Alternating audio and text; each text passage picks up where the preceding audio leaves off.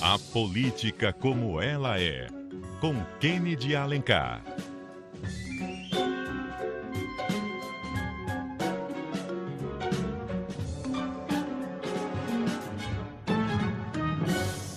Kennedy Alencar, agora em definitivo aqui com a gente. Boa noite, Kennedy, tudo bem? Boa noite novamente para você, Débora, tudo bem? Boa noite para Isabel, para os ouvintes, para Natália Azul, que está do meu lado aqui em Brasília. Boa noite, Kennedy. Boa noite para Natália Azul, aí em Brasília também. Boa noite, Natália. Kennedy, discussão no STF sobre a restrição ao foro privilegiado, placar 9-0, e há pouco você disse que esse placar engana. Engana por quê? Engana porque tem um consenso de que eles vão fazer uma restrição ao mecanismo do foro privilegiado. A maioria da população deseja isso, o clima político todo pede isso, e aí tem duas visões ali dentro, uma mais restritiva, do ministro Barroso, outra um pouco menos restritiva. Mas mesmo essa menos restritiva, ela está sendo bombardeada agora pelo ministro Gilmar Mendes e pelo ministro Ricardo Lewandowski, que fizeram, ao meu ver, questionamentos pertinentes. Porque a ideia do ministro Barroso era restringir o foro apenas para quem tem mandato parlamentar. Então, e na esfera federal, com alguma repercussão para as outras esferas. Mas basicamente seria para acabar com o foro privilegiado de senadores e deputados que, na investigação da Lava Jato, concentram seus casos lá no Supremo Tribunal Federal, junto com outros casos também. Aquilo tudo entope a pauta do tribunal. O Gilmar Mendes e o Lewandowski questionam se essa restrição, se ela vai valer também para juízes, para promotores, procuradores da República, desembargadores. O ministro Gilmar Mendes perguntou se vai valer para o comandante do Exército, porque fazer uma restrição apenas para quem tem mandato parlamentar pode gerar insegurança jurídica e questionamentos. Portanto, o placar ele é ilusório nesse sentido. Há uma maioria de 9-0 porque quer se restringir o instrumento do foro. Mas como isso vai ser feito e o alcance dessa restrição está em debate. Talvez eles nem concluam esse debate hoje. Se concluírem, podem deixar muitas questões em aberto e gerar mais insegurança jurídica.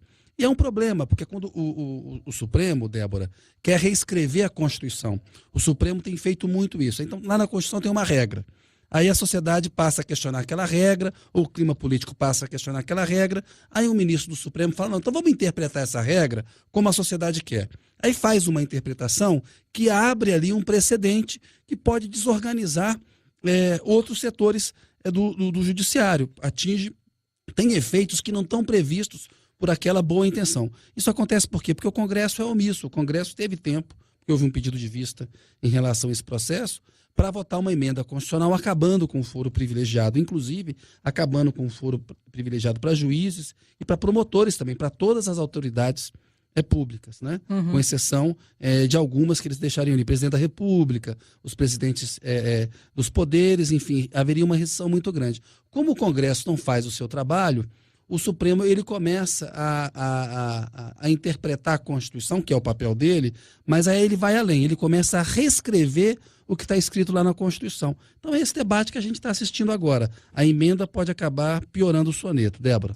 Pois é, você citou, inclusive, que é vontade da população. A pesquisa do Ibope apontou que 78% dos entrevistados defendem o fim do foro privilegiado, mas a população pensa no fim geral, né? Não só para senadores e deputados. Eu acho que o bom senso indica isso. Se você acha que não está funcionando bem para deputado e para senador, e que isso é um privilégio, ele tem que ser cortado também para as demais autoridades. Esse apoio ao fim do foro privilegiado, ele vem porque a gente está vendo o Supremo está virando uma corte no fundo penal e menos constitucional, analisando ações penais, fica com a sua pauta lá entupida. Então o Supremo quis fazer o quê? Vou aliviar aqui, vou tirar alguns casos aqui de dentro. Então vou começar tirando os casos dos deputados e dos senadores. Mas não são só eles que têm foro privilegiado. Outras autoridades também têm. Né? Então, todo o privilégio. Tem que valer para todo castas, mundo, né? Tem que ser discutido, né? Muito tem que se bem. discutir esses privilégios. Quantos votos faltam? 2 votos? 2 está 9-0, faltam 2. Bom, se não for concluído hoje, justamente porque tem essas discussões, aí tem que remarcar uma nova data para finalizar e para que passe a valer o que foi decidido no STF. Dá para concluir amanhã, né? Hoje é Tá. quarta, geralmente tem sessão quarta, se precisar dá para usar na quinta, O bom senso mandaria eles trabalharem hoje até mais tarde, concluir e dar essas respostas. Vai valer só para deputado e senador? Então estamos fazendo aqui um meio serviço. É uma restrição que a gente está fazendo para tirar um privilégio de quem tem mandato conferido pelo voto, que é outra questão importante. Porque alguém que prestou um concurso público vai manter um privilégio e quem recebeu o voto popular não vai? Se a Constituição dá esse privilégio. Ou tira de todo mundo, ou não tira. Mas eles podem acabar tirando só de quem tem mandato parlamentar. Então a gente tem que acompanhar. É possível que, se não concluir hoje, que se conclua amanhã, porque nesse caso, aí a presidente do Supremo, Carmen Lúcia, não está disposta a deixar mais engavetado, não. Ela tem disposição para engavetar outros assuntos. Esse não. Ô Kennedy, tem um dado aqui de que a mudança poderia levar 90% dos casos para a primeira instância. E há quem diga que a primeira instância não está preparada. Tá ou não tá? Tem que estar. Olha, essa é uma coisa que a gente vai ter que ver na prática quando acontecer. A Lava Jato tem mostrado que ela julga com mais celeridade do que os tribunais superiores. A gente tem que ver se, ao levar isso para a primeira instância, se haverá um bom uso, né, dessa nova regra, se não haverá. O ministro Lewandowski levantou, no caso de algumas comarcas, eventualmente o promotor é inimigo político de alguém, de um vereador ou do próprio prefeito. Enfim, se invoca muita coisa para se manter o privilégio.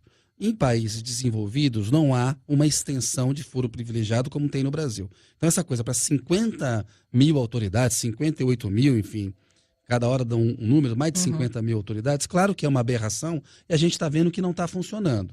Então o que seria o ideal? O Congresso discutir, que é a casa que recebe a delegação para isso, né, o Legislativo que tem a obrigação de fazer as leis, discutir e falar, olha, o que está hoje na Constituição não está funcionando bem. Temos que votar uma emenda para tentar melhorar isso. E, no nosso entender, discutido com a sociedade, enfim, o caminho seria isso, porque esse é o papel do Congresso. Agora, como o Congresso não faz, o Supremo fala, não, deixa que eu vou escutar aqui o desejo da sociedade e vou resolver. O ministro Barroso apresentou um voto, né? O ministro Alexandre de Moraes apresentou outro, o Toffoli e o Alexandre de Moraes, 2 votos, entendem que a restrição não pode ser tão ampla. O Barroso e com outros 6 até agora entenderam que sim. Temos que ver até o final se alguém migra nesse 9-0 para a posição do Barroso ou para a posição do Alexandre de Moraes ainda. Tem muita coisa para discutir e a gente corre o risco, Débora, repetindo, a emenda pode piorar o soneto. Vamos acompanhar. Kennedy, tem um outro assunto aqui que eu gostaria que você comentasse, que tem a ver com o STF também, que foi o sorteio do ministro Dias Toffoli como relator do pedido de defesa do ex-presidente Lula para retirar da Justiça Federal, ou seja, das mãos de Sérgio Moro, o processo sobre a reforma do sítio de Atibaia. O que isso pode significar? Que andamento pode ser dado nesse caso agora? É uma boa notícia para a defesa do ex-presidente Lula. Se a relatoria tivesse ficado na mão do ministro Edson Fachin, que é o ministro da Lava Jato, havia toda uma pressão de procuradores da Força Tarefa para que o Fachin levasse essa discussão para o plenário do Supremo. No plenário do Supremo, como aconteceu na votação daquele habeas corpus do Lula, a chance de uma eventual vitória da defesa do Lula é menor do que na segunda turma, com a composição que ela tem hoje, porque ela vai ser alterada lá em setembro, quando a Carmen Lúcia que preside o Supremo, virá para essa turma e o Toffoli vai virar, o presidente do Supremo sai da turma. Mas a relatoria nas mãos do Toffoli agora é um sinal positivo para a defesa do Lula, porque foi o Toffoli que teve o entendimento de que o Moro, de que se poderiam tirar trechos de delação da Odebrecht desse processo a respeito do sítio em Atibaia, de palestras, de um apartamento vizinho ao do Lula em São Bernardo do Campo e de um prédio que a Odebrecht teria prometido comprar para o Instituto Lula. A partir daí, isso gerou uma discussão sobre o juiz natural da causa. Em outras palavras, o Lula quer tirar das mãos do Moro os processos dizendo que ele não era o juiz natural, o juiz que deveria ter competência para julgar essas causas, porque não haveria relação com a Petrobras. O Moro tem que julgar causas que têm a ver com a Petrobras. Então, essa notícia da relatoria ter sido sorteada para o Toffoli alimenta esperanças na defesa do Lula. A gente tem que ver, a partir de agora, que extensão que o Toffoli vai dar ao entendimento sobre essa briga a respeito do juiz natural, se ele vai manter essa disputa, essa briga, essa discussão lá na segunda turma, se ele pretende levá-la ao plenário, né? Isso ainda vai dar muito pano para manga. Mas hoje a leitura política é de que é uma boa notícia para a defesa do ex-presidente Lula. Débora. E essas decisões, o que ele vai fazer, o Toffoli deve tomar nos próximos dias ou deve demorar ainda? Isso depende muito do ritmo que ele quiser imprimir. Ele, em setembro, vai assumir o tribunal. A defesa do Lula entrou com pedidos nesse sentido. O Moro disse que não ia cumprir, obedecer a decisão da segunda instância, que os processos continuariam com ele. O Moro entende que é para tirar só o trecho da delação. A defesa entende que, ao mandar tirar o trecho da delação, está tirando também. Há uma extensão que tira também o processo das mãos do Moro. Tem essa briga. Eu creio que o Toffoli vai ser instado a responder rapidamente. Sim. Voltamos a São Paulo com informações da repórter Renata Colombo sobre o encaminhamento do Ministério Público em relação ao desabamento do prédio no Largo do Paissandu. Boa noite, Renata. Boa noite, Débora. Boa noite aos ouvintes. Pois é, o Procurador-Geral de Justiça de São Paulo, Jean Paulo Ismânio, e os promotores da habitação e do urbanismo marcaram uma reunião para amanhã com líderes de movimentos sociais e representantes do Corpo de Bombeiros, além da Defesa Civil e da Prefeitura da capital. O Ministério Público quer retomar discussões a respeito da moradia na região central da cidade. As promotoras Márcia Monassi e Adriana de Moraes vão acompanhar as investigações do incêndio e desabamento do prédio do Largo do Paissandu na madrugada de ontem, as investigações policiais nesse caso, para decidir se vão ou não oferecer denúncia, isso só ao final do inquérito policial. Só que o Ministério Público, Débora, já tinha conhecimento de irregularidades no prédio desde 2015, quando um morador da vizinhança ali do Largo do Paissandu, das proximidades do prédio, fez uma representação. Isso gerou a abertura de um inquérito, de uma investigação, só que o promotor Marcos Vinícius Monteiro dos Santos decidiu pelo arquivamento dessa investigação. Ele entendeu que os relatórios de fiscalização que foram entregues ao Ministério Público não indicavam a necessidade de interdição do prédio. Esse parecer, do arquivamento, ele ainda precisa ser aprovado pelo Conselho do Ministério Público, que tem uma reunião na semana que vem, e depois desse incidente de ontem, que o prédio pegou fogo, desabou e tudo mais, pode ser que o Ministério Público não arquive e dê sim andamento a essa investigação e, inclusive, parta para o passo de verificar a veracidade desses relatórios que foram recebidos pelo promotor que estava com a investigação aberta. Muito obrigada pelas informações, Renata Colombo, em São Paulo. Kennedy, a gente, desde o ocorrido, enfim, a preocupação é muito grande em relação aos desaparecidos. Oficialmente são 4 desaparecidos, mas outras questões também precisam ser tratadas, né? A gente viu aí que houve omissão ou falta de interesse, nem sei exatamente como chamar isso, em relação a essas questões que envolvem moradia, principalmente para a população de baixa renda, que ganha de 0 a 3 salários mínimos e que não tem, para onde faltam mecanismos e políticas públicas em relação à habitação, né? Exatamente. A reportagem da Renata Colombo, com quem eu conversei ontem no Jornal da CBN, segunda edição, chama a atenção para um ponto muito importante, Débora. A questão de você estimular a moradia no centro, porque o centro ele tem infraestrutura, essa infraestrutura está paga, está amortizada. A gente vê nos fins de semana que o centro de São Paulo fica mais vazio, é onde tem mais renda, é onde a pessoa pode conseguir um emprego com mais facilidade. Então tinha que ter uma política habitacional que fosse voltada para a recuperação do centro, para valer, estimulando moradia para pessoas de baixa renda na região central, em vez de ficar com a política tradicional de levar essas populações para as periferias. Seria uma forma de você recuperar o centro de São Paulo e das grandes cidades brasileiras. Eu sou de Belo Horizonte, eu fico vendo o centro de Belo Horizonte quando eu vou lá no final de semana, tem áreas praticamente desertas. A mesma coisa acontece com São Paulo. Então tinha que ter uma política de moradia habitacional, mais voltada para uma boa ocupação do centro de São Paulo, e todos esses prédios antigos, velhos, prédios do poder público, que às vezes estão tendo um mau uso ou que estão vazios, poderiam ser reformados e direcionados para esse tipo de política. E um outro ponto importante, que eu acho que a gente tem que lembrar sobre essa discussão, ficou de ontem para hoje, a gente vê muito nas redes sociais assim, mas há alguns moradores dizendo que alguns organizadores lá da ocupação cobravam até R$ 400 de aluguel de algumas famílias. Isso está errado, mas essa é uma discussão acessória, porque se tinha lá dentro daquela ocupação gente abusando de pessoas que estavam em situação de vulnerabilidade social, isso mostra mais uma omissão do Estado. O Estado não falhou só ao não ter visto as condições das instalações elétricas, de que podia haver ali um incêndio. O Estado não falhou só ao evitar a tragédia. Falhou também ao proteger essas populações de pessoas que podem abusar. Agora, criminalizar os movimentos sociais é um erro. Essa discussão ela é acessória, porque é muito complicado, é muito difícil e é uma luta meritória que esses movimentos sociais se organizem, se disponham a ajudar essas pessoas a encontrar algum tipo de moradia. Elas vão para esse tipo de ocupação, Débora, porque a alternativa para elas é morar na rua com os filhos ou ir para um albergue. Aí as pessoas se sujeitam a isso e procuram ficar no centro. Por quê? Porque é mais fácil conseguir um trabalho, um bico, alguma renda. Então é acessória essa discussão. Se tem organizador de invasão em movimento social, de ocupação, abusando de pessoas em situação de vulnerabilidade, isso é caso de polícia. Tem que ser denunciado, exatamente. Investigar, denunciar e investigar.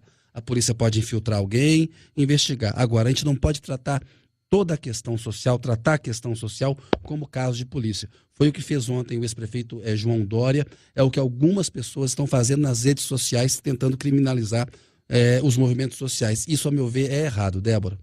Muito bem, Kennedy. Voltamos a falar aqui um pouquinho sobre a sessão do STF que discutia a restrição do foro privilegiado, faltando um voto do ministro Gilmar Mendes. A sessão foi suspensa, né? Havia uma expectativa de que finalizasse hoje, porque é um tema importante, está todo mundo cobrando, a sociedade cobra uma resposta, quer entender o que vai acontecer, mas são 50 páginas. O voto do Gilmar Mendes tem bastante coisa a dizer aí, né? Parece que sim. A Basília Rodrigues é uma moça muito educada, falou no adiantado da hora, mas não eram nem 6h30 quando eles decidiram interromper a votação. Tudo bem, são 50 páginas, é um voto longo, mas poderiam ter trabalhado um pouquinho mais. Mas vamos deixar esse aspecto de lado, vamos para o voto do Gilmar Mendes. Está faltando só o voto dele, porque a Carmen Lúcia já antecipou o voto, o Celso de Mello, normalmente o decano, o Celso de Mello, é o penúltimo a votar, e a presidente da corte é a última a votar. Mas nesse caso, quando foi feito o pedido de vista pelo ministro Dias Toffoli, a Carmen Lúcia e o Celso de Mello, e o Marco Aurélio Mello, eles anteciparam o voto. Por isso que só está faltando o voto do ministro Gilmar Mendes. Ele tem muitas críticas a essa restrição que está sendo feita, porque é uma restrição pela metade, né? É uma restrição ilusória. Ela vai pegar deputados e senadores, mas se prevalecer até agora parece que é o entendimento da maioria, outras autoridades vão manter os seus privilégios, né? A gente tem 10-0 para haver restrições ao foro e 7-3 para haver maior ou menor restrição ao foro. Mas mesmo uma outra discussão, por exemplo, o chamado elevador processual, para evitar aquele efeito do Eduardo Azeredo, que assim que ele ia ser julgado no Supremo, ele renunciou ao mandato de deputado federal em 2014, para o processo voltar para a primeira instância e assim ele ganhar mais tempo para responder às acusações. O ministro Barroso diz que no momento em que houver o prazo para as alegações finais, ou seja, encerrada a chamada instrução processual, em que a acusação apresenta os seus argumentos, a defesa os seus contra-argumentos, as testemunhas são ouvidas, as provas são discutidas, aí se parte para o momento em que se fazem as alegações finais, ali haveria um corte e a partir daquele momento você não poderia acionar o tal elevador processual, ou seja, quem tem foro, quem é um deputado não pode renunciar para votar a primeira instância e quem ainda não assumiu um cargo de deputado, está disputando uma eleição, é prefeito, por exemplo, está com um processo na primeira instância, não sobe para o Supremo porque já está na fase de alegações finais. Isso tudo é um jeitinho, nada disso está na Constituição. Isso é tudo um jeitinho que o Supremo e o ministro Barroso estão fazendo para atender um clamor da sociedade para tentar responder a um problema que é real. De fato, o foro privilegiado tem funcionado mal e tem protegido e alongado, né? E tem facilitado a impunidade de alguns políticos, enfim. Isso tem acontecido mesmo no Supremo. O risco é a gente fazer uma mudança e daqui a pouco descobrir que ela tornou as coisas piores e terá pouco efeito, e a gente vai continuar protegendo, por exemplo, castas do funcionalismo público que mereciam também ter o seu privilégio cassado. Mas aí o Supremo com eles não quer mexer só com os políticos. Kennedy, para a gente encerrar o nosso bate-papo hoje, eu queria que você comentasse aqui um levantamento que foi feito pelo jornal Folha de São Paulo e que traz um valor aqui de teria sido recolhido por Paulo Preto, que é apontado como operador do PSDB. Ele teria recebido só da Prefeitura de São Paulo 173 milhões de reais em propinas. Caí da cadeira. Seria um dos recordistas aí de propinas aí no âmbito da Lava Jato ou das filhotes da Lava Jato, né? Isso mostra de como a Lava Jato demorou a andar, por exemplo, em São Paulo, em outros estados, demorou a chegar em algumas figuras que são manjadas. No caso aí, como você lembrou, seriam 173 milhões de suspeita, acusação contra ele, de ter recolhido propina, de acordo com delatores da Odebrecht, em obras viárias durante a gestão do então prefeito Gilberto Kassab, prefeito de São Paulo, entre 2008 e 2011, né? A mesma lógica da Petrobras. O Vieira de Souza, né, que é conhecido como Paulo Preto, teria feito um acordo com grandes empreiteiras, a exemplo, um cartel, um acordo, exemplo do que aconteceu na Petrobras, e pediu ali uma comissão, segundo as acusações, para essas empresas. É muito grave e mostra que aquele argumento da Lava Jato de que seria difícil investigar a corrupção do PSDB e de outros partidos porque eles não estavam no governo central, mas é o PT quem estava no governo central até a queda da Dilma, que era falso aquele argumento, porque há material, inclusive nessas delações, para se ver que o mesmo esquema que as empreiteiras tinham em São Paulo, elas reproduziram nos estados também. Débora. Tá certo, Kennedy. Muito obrigada. Até amanhã. Boa noite para você e para os ouvintes. Até amanhã.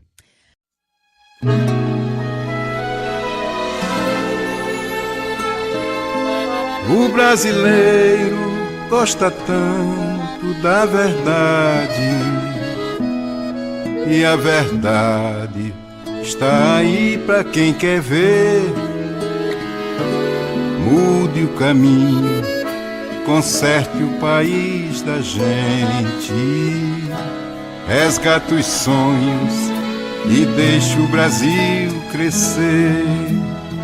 Aperte a mão do Geraldo, minha gente, e conheça um brasileiro de valor, um cara inteligente, de bom coração, ele é um vencedor. Quem conhece sabe que ele fala e faz, quem acreditou nunca se enganou. Então pense direito, o Brasil tem jeito, é Geraldo, sim senhor. Vai ser melhor assim, Geraldo presidente. Quem conhece sabe, nunca se enganou, ele é experiente. Vai ser melhor assim, Geraldo presidente. Ele sabe o que faz, ele sabe o caminho para um país decente. Por um Brasil honesto, competente, Geraldo presidente.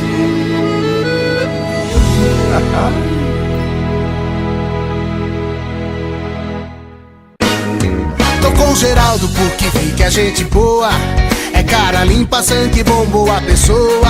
Chegou sincero, conquistou meu coração. Com Geraldo é diferente, ninguém fica na mão. Mas o melhor é que o cara é competente, joga limpo, manda bem, sabe cuidar de gente. O brasileiro viu quem é e o que ele fez e decidiu que agora é sua vez. O povo quer, o povo sabe, o povo sente. Agora é Geraldo presidente. Esse é o cara, ele é do bem, vamos com a gente. Agora é Geraldo presidente. O povo quer, o povo sabe, o povo sente. Agora é Geraldo presidente. Esse é o cara, ele é do bem, vamos com a gente. Agora é Geraldo presidente. Geraldo pra unir essa nação, um índio, negro, pobre, rico, branco, cidadão. A gente quer honestamente andar pra frente, ser dono do nariz, ser gente. O povo quer, o povo sabe, o povo sente. Agora é Geraldo presidente. Já tá na hora, tá no rosto dessa gente. Agora é Geraldo presidente.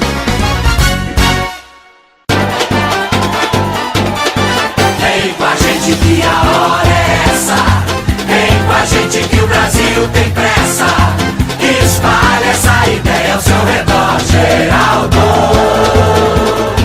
que o Brasil vai ser melhor. Essa luta é do país inteiro, tá na mão de cada brasileiro. Um novo nome, novos rumos, novos planos, Geraldo.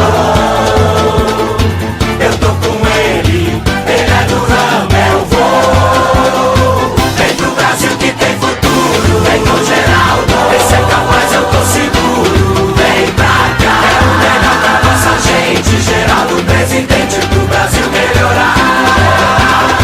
Vem pro Brasil que tem futuro, vem com Geraldo. Esse é capaz, eu tô seguro, vem pra cá. É o melhor pra nossa gente, Geraldo, presidente pro Brasil melhorar. Por um Brasil decente. Nós somos a turma do Lula, a gente vive a negar. O mensalão, caixa 2 e o sanguessugas, a gente tá tentando escapar. Nós somos a turma do Lula, Bobeira foi nos caçar. Se o Lula for eleito de novo, a turma dele vai voltar. Mude de presidente. PSDB, PFL. Não pro mensalão, pra dólar na cueca, mentiroso eu digo não, não. Que decepção, pra essa gente, meu voto eu não dou, não, não, não. Mas que papelão, disse que era do povo, só vi corrupção. É, que decepção, pra essa gente, meu voto eu não dou.